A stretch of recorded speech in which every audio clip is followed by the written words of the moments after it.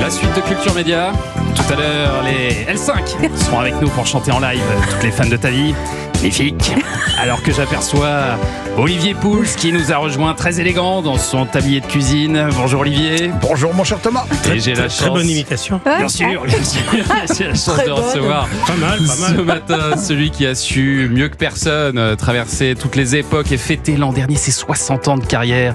Bonjour Michel Drucker. Bonjour cher Thomas, c'est 61. 61 maintenant, Oui, oui. voilà, ça y est. Merci d'être avec nous. Je sais que vous êtes un fidèle auditeur de Culture Média. Et là, vous avez remarqué que nous vous recevons dans la partie culture, pas dans la partie média, parce que vous venez nous présenter votre dernier livre avec le temps que vous avez su maîtriser comme personne. Parce que dès le début de votre carrière, et vous le racontez dans ce livre, vous aviez déjà cette obsession de durée. Oui. Dès 22 ans, quoi. Dès Oui. vos premières télés. J'ai eu le coup de foudre. La passion est arrivée tout de suite. Ouais. Et j'ai voulu que la passion dure, car la passion ne fatigue pas. Et vous vous demandez même à Léon Zitrone qui fêtait ses 50 ans, est-ce que je serai encore là à votre âge? Ouais, c'est la première question que je lui pose. Et je suis devenu plus tard son stagiaire. J'ai beaucoup appris avec lui. Il m'avait dit, soyez toujours prêts. Est-ce que vous êtes capable de ne pas prendre de vacances pendant 20 ans? Est-ce que vous êtes capable de penser qu'à ça? Je dis, oui monsieur, c'est ce que j'ai fait. Thomas, c'est pareil. Pareil. Et il y a toujours un costume aussi. Une cravate, prêt. Au cas où. Même si vous avez un jean en dessous, soyez assez propre, puisqu'on est cadré au niveau de la ceinture. Voilà. Cravate, chemise et une veste, bien propre. Et alors aujourd'hui, ça y est, là j'ai vu depuis l'arrêt de C8 et la fin de l'émission de Philippe Labro, eh bien vous êtes officiellement le doyen de la télévision, Michel Drucker. Et alors j'ai l'impression que plus vous avancez en âge, plus vous dévoilez ce que vous pensez. En tout cas, j'ai été plusieurs fois surpris à la lecture de ce livre par votre franchise, Michel. Par exemple, quand vous écrivez... En réalité, les gens célèbres et les paillettes, je ne dirais pas qu'ils m'indiffèrent, mais je les connais tellement, je connais tellement leur égocentrisme, leur absence de reconnaissance, de mémoire et leur face B. Ils ne sont pas nombreux, ceux qui se souviennent du coup de pouce qu'on leur a donné. C'est la fameuse gratitude, Ouais. la reconnaissance du ventre. Mais je crois que c'est partout pareil. Mais moi, ce qui m'intéresse vraiment de plus en plus, mais ça a toujours été le cas, ce sont les vrais gens.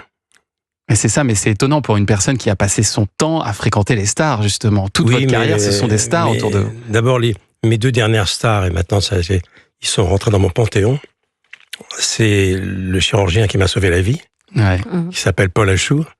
C'est Monsieur Agege, qui dirige le service de cardiologie de Pompidou. C'est Marc Dufour, mon cardiologue qui m'a rééduqué. Ceux-là sont des vrais stars. Et on parle jamais d'eux. Et il le mérite pourtant, Oh là là. effectivement.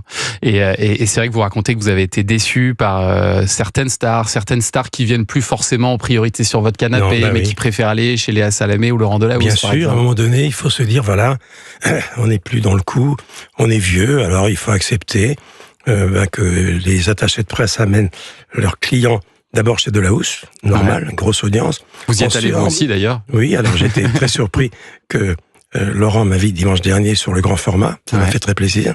Et puis après, bien, vous savez, vous en parlez dans votre émission tous les matins. Ensuite, il faut faire C'est à vous. Ensuite, il faut faire Canal. Il faut faire Léa Salamé, quelle époque, Ouais. que je serai sur son plateau demain. Donc, il faut faire tout ça. Et c'est amusant parce que je me trouve dans la situation dans laquelle sont la plupart de mes invités. Être en promo soi-même, ça me fait drôle. Ça vous fait bizarre d'être en Ben oui, promo. ça fait 8 jours que je suis en promo. Et alors, il y en a quelques-uns quand même dont vous soulignez la grande fidélité Oui. dans votre livre. Vous parlez Heureusement. notamment de Julio Iglesias, Et qui a c'est- toujours été là pour vous, Et Céline. et Céline Dion. Pourquoi ces deux-là en particulier? Ben alors, c'est encore très récent. Quand j'étais à l'hôpital pendant de longs mois, Julio m'appelait depuis son avion pour prendre de mes nouvelles. Céline prenait de nouvelles régulièrement. Madame Macron régulièrement, car j'étais dans un service où une de ses filles, très bonne cardiologue, a laissé de bons souvenirs. Et c'est vrai que ça fait plaisir.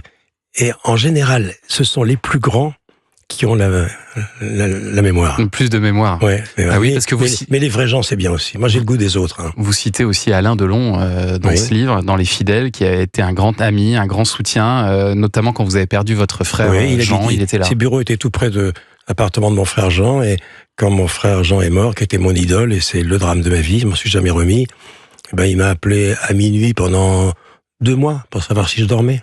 Ouais. Ça, c'est Alain Delon. Et quand la veuve de Jean-Pierre Melville m'a rencontré quelques années après la mort de ce grand metteur en scène, qui était un des grands metteurs en scène de la carrière de Delon, je lui ai dit, alors Florence, comment allez-vous? C'est Florence Melville. Je connaissais bien Melville s'appelait Grimbach. Rémi Grimbach, son neveu, avait fait un bon bout de chemin avec moi à la télévision. Elle m'a dit, oh, ça va, Michel, mais Jean-Pierre, Melville me manque beaucoup. Heureusement, il y a Alain. Ouais. Je dis pourquoi? Je dis parce qu'il m'envoie un chèque tous les mois depuis 5 ans. Ah. Ça, on ne sait pas ça de Delon. Ouais, oui, on le sait pas. Et alors, effectivement, vous parlez des vrais gens. J'étais aussi surpris de voir, je ne sais pas si c'est la première fois que vous le racontez, que vous avez été visiteur de prison.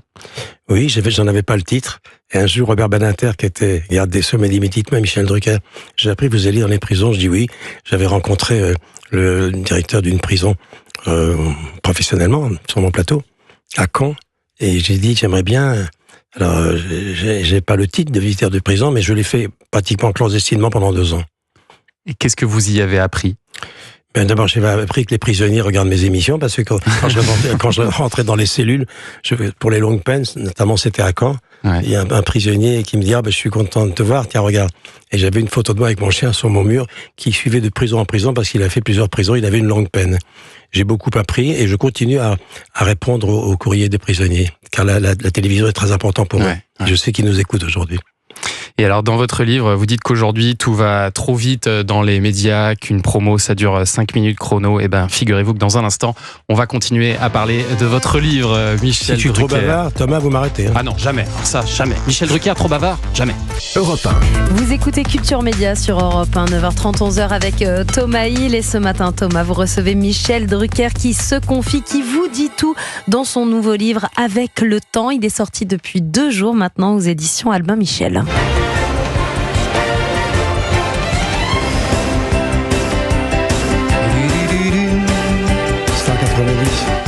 Star 90, c'est le générique de votre période TF1, Michel Drucker. Au pavillon Baltard. Ah oui. Et ensuite au studio Gabriel, je crois, la dernière année. Oui, la dernière année. C'est ça. Ça n'a pas duré si longtemps, finalement, cette période TF1. Très vite, vous êtes revenu sur le service public. Presque 5 ans. Ouais. Ah oui. Mais vous le dites dans ce livre que vous vous sentez plus une personnalité du service public. Bien sûr, 61 ans, presque 62, j'ai passé l'essentiel dans le service public à ma maison. Ouais. Et le jour où j'ai fait une infidélité au service public, c'est parce que le patron de l'époque me trouvait has-been. Alors qu'on avait déjà fait 8 ans de Champs-Élysées, qui est une petite émission qui marchait pas mal. Pas mal du tout, ouais. Voilà quelqu'un qui avait du nez. Il m'a dit, vous êtes, l'avenir de la télé passera ni par vous, ni par Martin, ni par Pivot. Eh ben, bien joué. Ah oui, d'accord. Un patron qui avait du nez. Paix à son âme. Ouais. Et vous avez même résisté aux sirènes de Silvio Berlusconi. Vous êtes Silvio, c'est une grande aventure. Ça, vous le racontez il avait obtenu une chaîne à la surprise générale, alors que le mieux-disant culturel était scandalisé, mais c'est Craxi, qui était un homme italien très important, qui était copain avec Berlusconi, et voilà, Berlusconi avait décidé de faire une chaîne en France. Il vous a fait venir chez lui. Voilà, il voulait que je sois à la fois à Milan et à la fois à Paris. Et puis il m'a fait venir à Milan avec un avion, il m'a fait un cinéma incroyable, il a fait un grand dîner pour moi. Il me disait, bon, c'est pour toi le dîner, tu veux des blondes, des brunes. Ah oui, d'accord, c'était la Dolce Vita. Un dîner complet, quoi. C'était un menu particulier, quoi. La totale. Et puis il était en retard. Alors en attendant, il y a une femme de chambre qui m'a dit, Monsieur Drucker, il y a un peignoir pour vous à votre nom si vous voulez nager en attendant Silvio. D'accord, alors j'ai nagé dans la piscine. Et en attendant qu'il arrive avec son hélicoptère. Et au bout de la piscine, il y avait un énorme écran où il pouvait regarder en nageant toutes ces chaînes avec une télécommande étanche. Ah Donc oui. j'ai compris que j'étais chez un fou. Ah oui, d'accord. Mais un fou de génie. Ouais. Et là-bas, j'ai trouvé Raphaël Acara, qui était une grande animatrice, Amande Delire, qui travaillait pour lui. Ouais. Et puis finalement, il m'a fait venir, il m'a proposé une somme colossale. Et le dimanche soir, c'était sacré, je dînais avec maman et mon frère Jean. Et ma mère me disait, qu'est-ce que tu vas faire en Italie? J'ai dit, maman, je vais commenter un match du Milan AC. Bon. Et puis j'arrive, mon frère était là, il me dit, alors. Ben, je dis, voilà ce qu'il me propose. Il me dit, mais c'est un chiffre américain, ça. Et mon frère me pose la vraie question. Pour cet argent-là, tu vas faire quoi? Qui est une bonne question. Elle me dit, tu lui dis non. Je dis pourquoi? Elle me dit, parce qu'il y a une heure, je viens d'être nommé ton patron. Et mon frère Jean, le papa de Marie Drucker, devenait patron de France 2. Ah oui. Et moi, j'avais arrêté pendant 6 mois à Champs-Élysées car j'étais un peu cuit. Ouais. Il me dit, pas question que tu veux. Alors j'ai appelé Silvio Berlusconi. Et peux pas résister à mon frère. Voilà. Et là, il me dit, mais écoute, c'est pas assez, tu veux, je sais pas, tu veux à Singapour, tu veux, non, je suis à la BNP, je suis très content. Mais Silvio, c'est non. Mais pourquoi? C'est pas assez, tu veux plus? Écoute, Silvio, c'est pas le problème. T'es italien. T'as le sens de la famille. Ouais. Mon frère vient de devenir mon patron. Et il me dit, combien il vaut ton frère? Combien il vaut ton frère? Ah, il n'y avait aucune Tout limite. s'achète. C'est Voilà, ça, c'est incroyable. incroyable. Incroyable. Et alors, dans votre livre, Michel Drucker, vous confiez aussi votre envie d'être aimé du plus grand nombre, d'être populaire. Mais vous racontez aussi, et ça c'est plus surprenant, l'importance d'être adoubé par l'intelligentsia. Oui. Pendant 40 ans, vous avez été ignoré, dites-vous, par Le Monde, l'Obs, Télérama. Et vous étiez frustré de ça, surtout pour votre maman. Ah oui, maman qui était de cette gauche-là, la gauche de Guy Mollet, de Mendes France. Il faut pas oublier que moi je viens de loin et mes parents étaient naturalisés dans les années 37-38 au moment du Front Populaire. Et ma mère trouvait quand même, on parlait jamais de moi dans Le Monde, c'était sa Bible, Jean Daniel, etc. Et je trouvais ça même le temps long. Et moi je considère, je le dis, et c'est très important, que c'est l'image qui fait durer. C'est l'image qui fait l'audience plus tard. Voilà, exactement. Ouais. C'est-à-dire l'audience seule est très dangereuse. Il faut pas faire beaucoup d'audience à la télé. Il faut en faire, si on veut durer, enfin, c'est mon avis, il faut en faire régulièrement, mais pas trop fort. Parce que si vous faites une émission qui fait, je sais pas, explose, 2 millions de spectateurs, et le lendemain vous en faites une qui fait 1,9 million, pas mal, mais t'as perdu 900.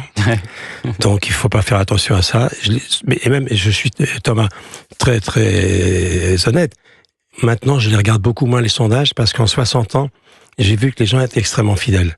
Mais ce qui me trouble, c'est que les parents qui m'ont connu dans les années 60 ont maintenant des grands enfants qui m'ont connu avec Champs-Élysées. Leurs enfants me suivent depuis quelques années, le dimanche après-midi, quand j'ai remplacé Jacques Martin. Et ce qui me trouble et qui me bouleverse vraiment, le mot est pas trop fort, c'est de voir qu'il y a 3 générations de Français qui me connaissent. Ouais. Oui. Quand je suis arrivé ici, ou quand je suis arrivé dans la rue, on me dit « Ça va Michel? Ça va mieux? Ton cœur, c'est mieux ?» C'est-à-dire que très très vite, j'étais le petit de la télé, puis après j'étais le gendre idéal, puis maintenant je suis le plus jeune des vieux, puis maintenant, comme dirait Duhamel, c'est une expression qui me fait beaucoup rire, je suis devenu un vestige pittoresque. Vous parlez aussi du monde politique. Parce que alors là, pour le coup, c'est différent. Vous avez connu Michel Drucker, tous les présidents de la Ve République. C'est fou ça. Vous avez connu De Gaulle, Pompidou, Giscard, Mitterrand, Chirac, Sarkozy, Hollande, Macron. Mais vous dites que c'est risqué de trop s'en approcher. Oui, il ne faut pas s'approcher du pouvoir, jamais. La limite, c'est de ne pas en soutenir un en particulier. Il ne faut pas faire partie des courtisans. Mais je ne suis pas un courtisan. La première et récente fois où je suis allé à l'Élysée, c'est il y a quelques jours, quand M. Macron m'a remis l'insigne de commandeur de la Légion d'honneur. Et j'ai accepté, évidemment, j'étais touché parce que je pensais à mes parents. Oui. Immigrés d'où ils viennent de loin, ils auraient été très fiers, ils étaient pas là. Et puis mon frère Jean, qui me manque tellement, n'était pas là non plus. Mais c'est mon frère Jean qui m'a dit ça. Il m'a dit, n'abandonne jamais l'image. Et l'image, qu'on le veuille ou non, eh bien, elle est faite par ces journaux. Et moi, j'ai attendu la couverture de Télérama pendant 40 ans. Et le jour où on m'a dit, on fait un spécial Télérama avec vous, écoutez, je sais pas si je dois accepter, parce que ma mère l'attendait depuis tellement longtemps, elle est plus là. Mais j'accepte quand même. Mais c'est vrai que la plus difficile dans notre métier, Thomas, c'est avoir le grand public qui vous aime, leur envoyer cette affection. Et il faut avoir le respect du métier et des médias. Ça fait beaucoup. Ça fait beaucoup. Ouais. Et vous avez réussi brillamment, Michel Drucker, avec le temps. C'est votre livre publié aux éditions Albin Michel. Dans un instant, sur Europe 1, on va parler un petit peu de gastronomie avec monsieur Olivier Pouls qui est en face de vous. votre couteau, Thomas. Oh là oui, attention, Michel a le couteau très très affûté. À tout de suite sur Europe 1.